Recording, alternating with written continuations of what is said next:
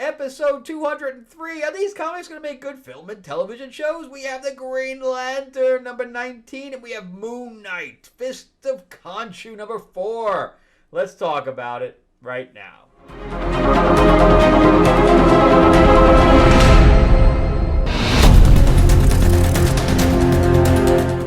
Welcome back to the channel, everyone. Thank you so much for spending time with me as we rant about movies, comic books, and television shows, as well as the occasional board game.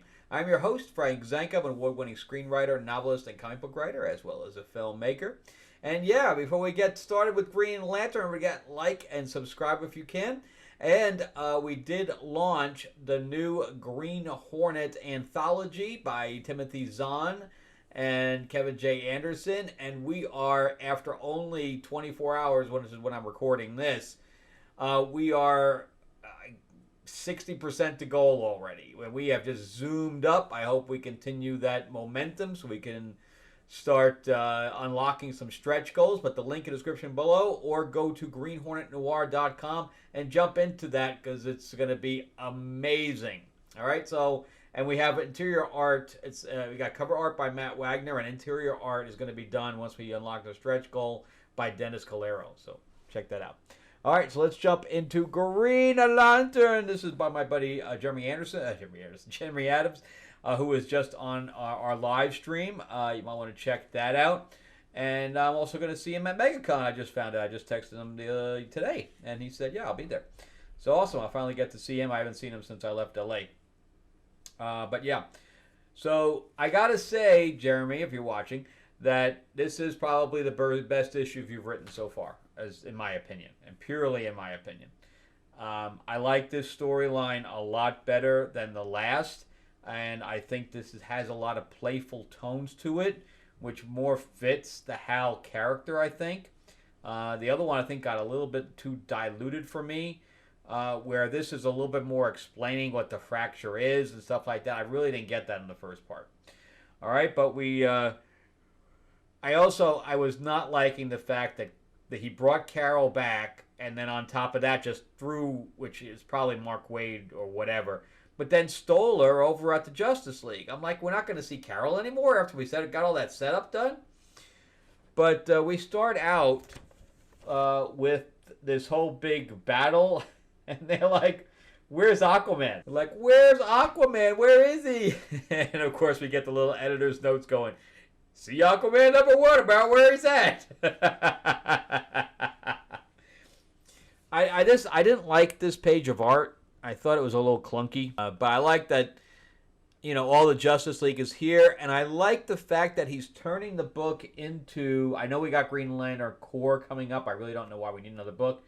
But we already have the Green Lantern Corps pretty much in here, and we also have the Justice League in here. So he's just kind of throwing everything in here, and I like that, where it's feeling like we have all these other supporting characters, and Hal shows up and to help them, and I love, it doesn't really look like Carol's face. It's a little long to be Carol's face, but they're like, "Oh, I think we should help each other," and Batman's like, "I don't know if this is all a good idea," and Wonder Woman's like, "Oh, I think it's cute," and Superman's like, "I agree," and he's like, "Arr."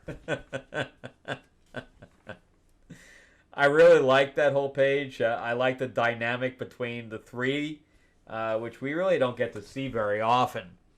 But now we're up on the Watchtower, and they're talking about the fact that he wants Carol to come with him on this search for Sorrow and the fracture and all this stuff. And she's like, "No, I'm just getting back into the superhero thing. I need to be with the best team I can possibly be, and that's the Justice League." And I'm like, "Oh, I guess you're right, although I hate that." Maybe we'll see her at the Green Lantern Corps. I don't know. But anyway, they end up having sex.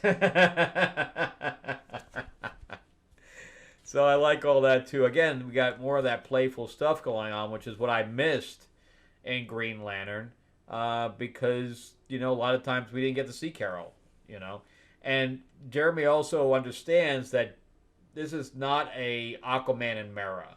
Aquaman and Mera are like glue, and so is like Superman and Lois.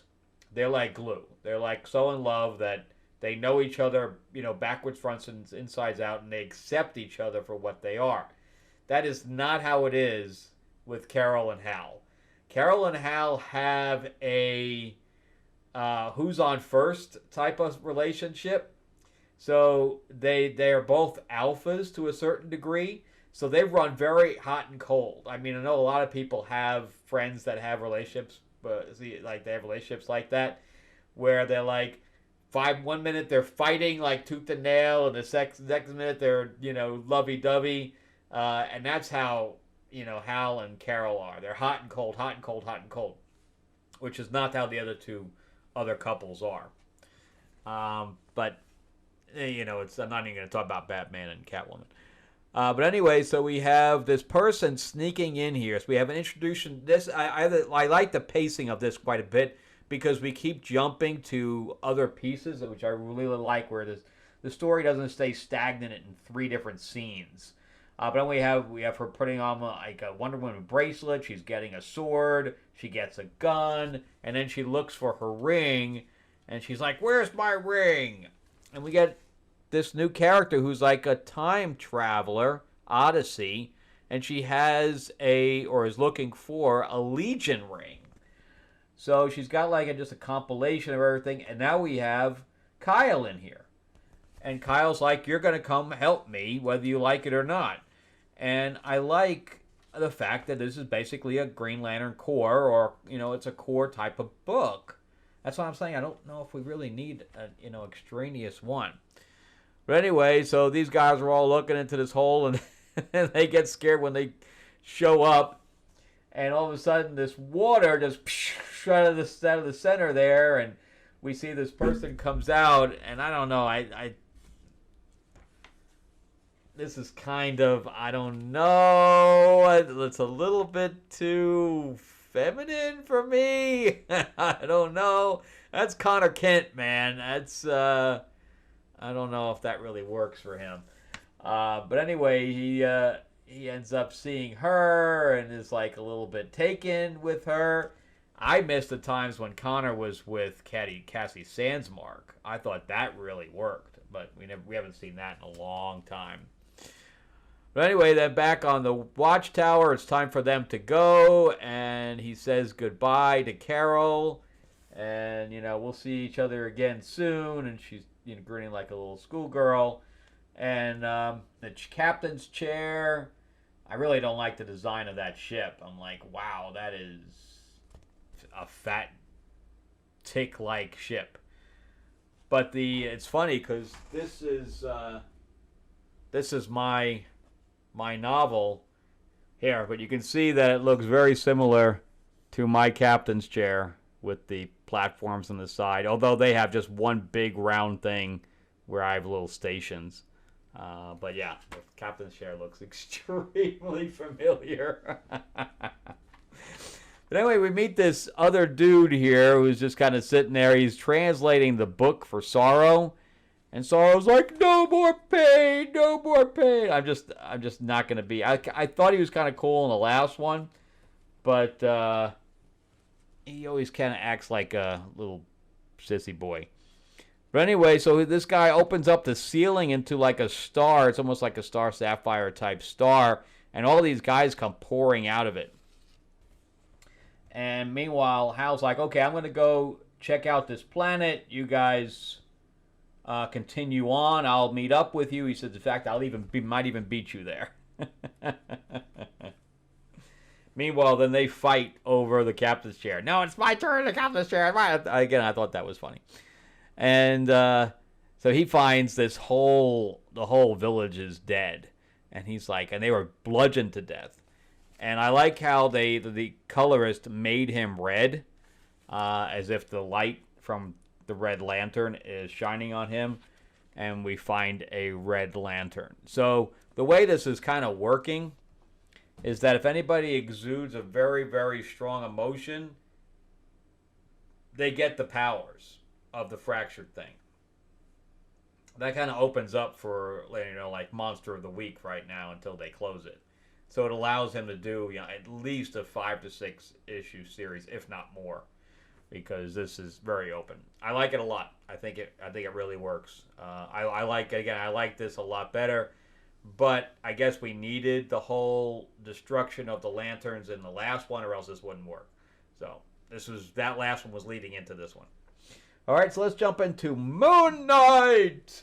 And this is the story of Mark Spector, who is dead several times and has a fractured personality. Anyway, he is hanging out with vampires and his adopted brother. And I don't know if it's really adopted. It's adopted brother through Konshu, I guess. I don't know how that works. Although we don't see Tiger in here at all. In fact, we really don't see any of his surrounding cast in this one at all. But anyway, he's fighting against a drug dealer who is now setting him up. Instead of glitter, it's now moon dust. It's the name of this like magical drug that's very addictive. It's kind of like crack or whatever else. But they're setting him up. The Midnight Mission was raided. It was killed by the drug lord's enforcer that had a big old sword. And now they're basically being hunted, and they went underground to figure everything out. But I cannot tell if this is an androgynous man or a woman cop. I think it's supposed to be a woman, but it looks like a man. But in certain things, it looks like a woman. I don't know. I can't tell. But anyway, so she is saying, "Where is Moon Knight?" Because it only knows her. That's Detective Frazier, so that can go in either direction. And the psychiatrist is like, "I'm not telling you shit." She's like, "I will tell you. You will tell me." And he's like, "Dude, you ain't nothing." So back in the car, she calls. I guess she's working for the drug dealer. And he's like, "No, you'll find him. You'll find Moon Knight. Don't you worry." But he says, "In the meantime, we got him on the run. So we're good." And originally, I thought this was the brother, but it's not. That's actually Moon Knight with the thing taken down. But it looks like the other guy, although the other guy's wrists are gold. So, but anyway, he is having a existential crisis. He's talking to his other personalities. Remember, they're underground. And we continue to talk to the other personalities and the other personalities. He's just having a big old card game playing with his other personality. But anyway, so then we have vermin show up because they're underground, and they're like, "Run, run!" He's like, "I'm tired of running. I'm gonna fight them all." They're like, "Oh no, there's too many of them. You're gonna get your asses." He's like, "Oh, I'm gonna do it." He's just trying to unleash some frustration, I guess. And this part just takes a little bit too long. I kind of wanted, I mean, we have some nice art in here, but I kind of wanted this thing to go, get a little bit more story. There's really no story in this one at all. It doesn't move the storyline along until the very, very end. It's all just him kind of working out his frustrations. But again, we have some nice panel work here, and he, I guess, kills them all. And, comes out victorious, covered in blood, and doesn't even... I mean, the guy is dressed in white for the most part. And then he decides that without even cleaning himself up, he's going to go pay the cop a surprise visit. And that's where it looks like a woman, so... But anyway, so he's like sitting across from her. I can't even see how she didn't see that, considering he's like dressed in white. And she's like, "Well, how did you know I worked for the drug lord?" And he's like, "Oh, you gave yourself away. And you're going to put me on the phone with them." And she's like, "I'm not." She's like, I do like the fact that the mask is all kind of ripped up, and he's kind of looking through the slats of it. I like all that. But anyway, she ends up putting him on the phone with or dialing him, and he gets on the phone, and he says, "We're going to just fight it out. You and me, we are going to just fight over the city, and the winner takes all." And that's the only part that propels the story at all. So it's kind of a wasted issue, really. I just needed to read the last, 2 pages. But I really like the story so far. I like where this is going. I wish the rest of his people were in this. It's not just him. Well, him himself and Irene and whatever other names he's got for himself. But anyway, I like the story, but this issue was only so-so. And then Green Lantern, best one yet. This is the best issue yet. So I'm really liking it, and I'm really looking forward to the next one.